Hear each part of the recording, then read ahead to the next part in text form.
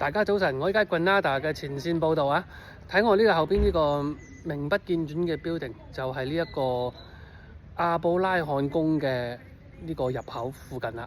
咁阿布拉罕宮係世界文化遺產啊，喺歐洲係非常出名嘅一個世界文化遺產。點解呢？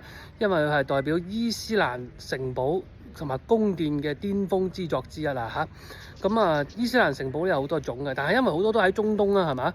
咁去又唔係咁方便，同埋嗰度長期戰亂，好多人就唔去，就去唔到。咁所以咧，佢哋喺歐洲咧反而咧就有呢個伊斯蘭同埋阿拉伯文化嘅巔峰作品啦，就係阿布拉罕宮啦。大家可以上網睇下㗎。